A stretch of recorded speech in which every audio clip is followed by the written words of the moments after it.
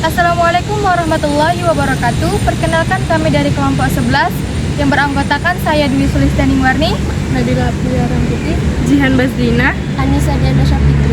Di sini kami akan melakukan analisis tentang menilai kebugaran jasmani anak SD di SDN 106812 Tembung. Yang pertama kami akan memperlihatkan suasana yang ada di sekolah tersebut.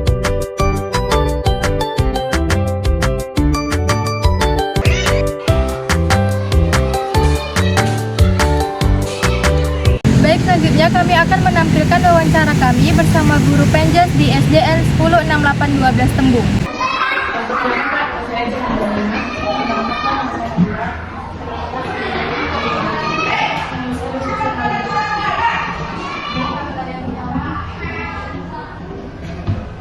Pertanyaannya Pak, bagaimana cara Bapak mengenali kebugaran jasmani anak dalam pembelajaran? Perkenalan dulu lah saya. Nama saya Putut Ismail Bobo.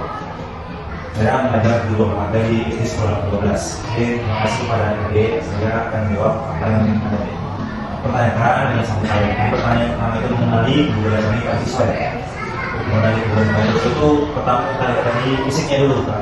Dari fisiknya itu kemampuan dia dalam melakukan sesuatu, ya, baik stamina-nya, dari tahan dia, kekuatan dia. Soalnya kalau dari pertama kali kita mengenali fisiknya, kita dapat tahu anak-anak kita itu memiliki kekurangan apa enggak. Contohnya nih, ada beberapa anak yang memiliki dari motor rendah. Ini nggak bisa kita samakan sama anak yang memiliki dari motor yang normal. Jadi kita pandai lihat bagaimana kita menikmati kebugaran anak kita dari kekuatan, dari kesulitan yang bisa kita ataupun dari ketahanan anak-anak itu melakukan fitness. Itu yang bisa saya sampaikan.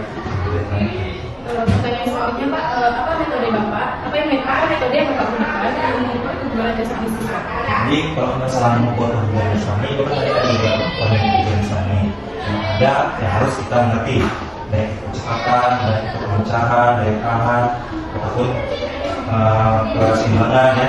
Anak-anak itu kita mengukurnya itu kalau masalah sekedar kesehatan anak kita bisa melihat dari diri dirinya saja.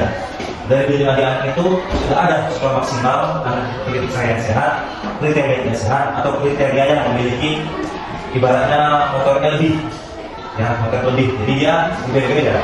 Jadi dari daya diri tadi bisa kita ukur kesehatan tadi. Selanjutnya untuk melatih kecepatan bisa kita menggunakan kombinasi sprint dengan menggunakan stopwatch waktu. Selanjutnya untuk kelincahan bisa menggunakan lari bolak-balik pelarian dapat. Tetap salah menggunakan lutut. Selanjutnya untuk keseimbangan bisa kita melakukan handstand ataupun melakukan sikap sawah kebak atau exit. Untuk melatih kekuatan otot bisa kita lakukan push up. Kalau keunggulan masih ada, karena tubuh kita ini kalau sekarang di jasmaninya atau sudah kata, karena percaya jelas kalau misalnya nggak boleh apa bisa masih bilang kata melakukan olahraga selama 1 hari saja pasti banyak yang sakit sih. Itulah karena tadi tubuh ini kalau kita nggak pernah melakukan kegiatan lebih, tiba-tiba kita melakukan kegiatan yang berat, itu pasti nampak dampaknya sangat tadi tidak sehat. Karena kegiatan rumahnya itu juga perlu oleh jasmani. Kita juga perlu kita melakukan sehat, sebenarnya bagus. Kan nggak mungkin anak yang nggak pernah olahraga tiba-tiba disuruh dibebankan ya. Misalnya dia di rumah nih, dia nggak pernah olahraga, tiba-tiba kita ke sekolah, kita langsung bebankan dia, otomatis kan kita langsung sakit, langsung efeknya itu langsung ada. Itulah jasmani tadi kita lakukan secara bertahap. Dari anak kelas 1, jasmani itu bagaimana? Anak kelas 1 olahraganya bagaimana? Pasti lebih dekat dengan kegiatan bermain jasmani. Misalnya kelas 2 juga sama, tapi lebih ke berat sedikit bermainnya. Misalnya kelas 3 jasmani ya, lebih ke teknik. Kelas 4 sudah mendalami teknik, 5, 6 sudah bisa merasakan teknik. Itulah jasmani yang kita lakukan. Karena jasmani ini perlu. Ada kebutuhan rohani, ada kebutuhan jasmani. Itu dua-dua itu saling berpisah.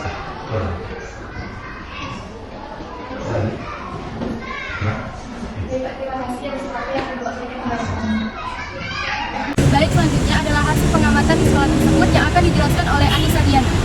Baik, hasil pengamatan kami di sekolah tersebut adalah sarana dan prasarananya kurang lengkap, mulai dari tidak adanya bola untuk bermain sepak bola, bola kasti dan juga bola voli, serta tidak adanya tiang gawang dan juga lapangan yang kurang memadai.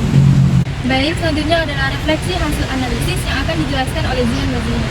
refleksi analisis yang kami dapatkan dari anak SD kelas 1 dan kelas 2 menggunakan teknik bermain dalam melakukan olahraga. Kelas 3 dan kelas 4 sudah menggunakan sedikit teknik dan masih menggunakan teknik bermain, dan kelas 5 juga kelas 6 sudah melanjutkan teknik dalam bermain suatu permainan. Nah, kalau refleksi hasil dari gurunya itu sudah menguasai materi atau menguasai pertanyaan yang kami berikan, dan juga gurunya juga cukup berpengalaman dalam belajar mata pelajaran Penjas. Sekian hasil analisis kami tentang menilai kebugaran jasmani anak SD di SDN 106812 Tembung. Jika ada kesalahan kami mohon maaf. Wassalamualaikum warahmatullahi wabarakatuh.